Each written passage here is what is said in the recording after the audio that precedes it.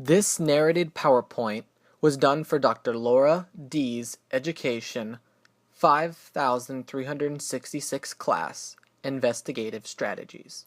Thank you.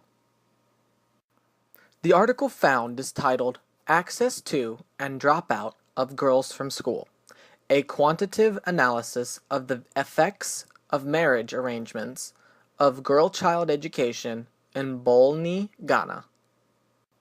Both Dr. Kofi Ohene-Konadu and Dr. Mabefam are professors at the University of Ghana. They began the research project by wondering about possible cultural hindrances in the education of young girls, choosing to focus specifically on Bolni, a rural community in the Nanumba North District of the northern region of Ghana. As you can see on this map of Africa, the Republic of Ghana is on the western coast of the continent. The word Ghana means warrior king and dates back to the country's rich past. As of 2012, Ghana has a population of over 25 million, and the language commonly spoken is English. Multiple forms of marriage arrangements were examined, such as exchanges, betrothal, and preferred marriage arrangements, and other cultural events such as festivals and funerals. Quantitative methods of research coupled with a questionnaire were given face-to-face to 80 respondents.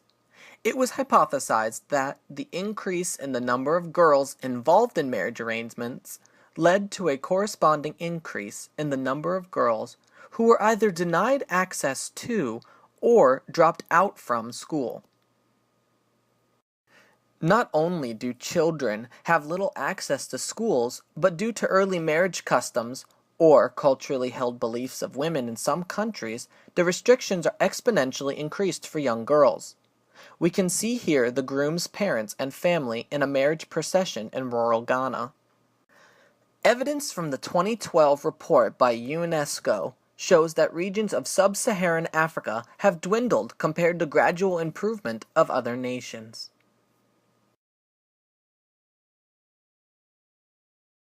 This report is part of a sequential study conducted after an explorative, qualitative study on the same subject.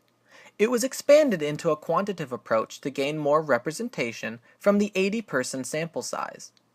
Over 40 household heads, specifically including elderly women, were given face-to-face questionnaires. Using this questionnaire, the researchers employed face-to-face interviews in the collection of data. This type of interview was used due to the fact that the research participants were most likely illiterate and could neither read nor write. This method allowed the researchers to explain the questions that would have been lost without the face-to-face contact. This also allowed the researchers to observe the nonverbal communications of those involved. Simple random and purpose sampling were used when selecting from 3 of the 5 sectioned areas of Bolni. Areas 1, 2, and 4 were chosen, with 1 receiving 30 households, Area 2 receiving 24 households, and Area 4 receiving 13 households. The researchers used a simple linear regression to quantify the effects of marriage arrangements on girl-child education. If T calculated at a greater confidence than T critical, the null hypothesis would be rejected. If this happens, then a significant relationship can be seen between the number of girls involved in particular marriage arrangements and girl-child education in Bolni. As a qualitative study, the researchers were unable to give in-depth descriptions from the participants and therefore could only recount the numerical data rather than the detailed narratives collected.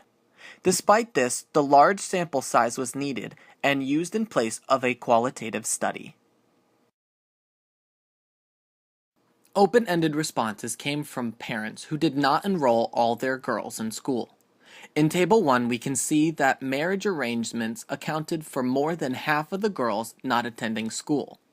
This supports the hypothesis, showing why girls were kept from an education.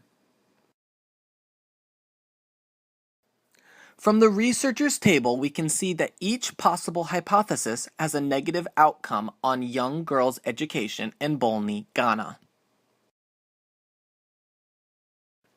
This project sought to combat a pervasive problem in a new way, through cultural studies. Such findings did show a relationship between the cultural practices and girl-child education in Bolni, Ghana.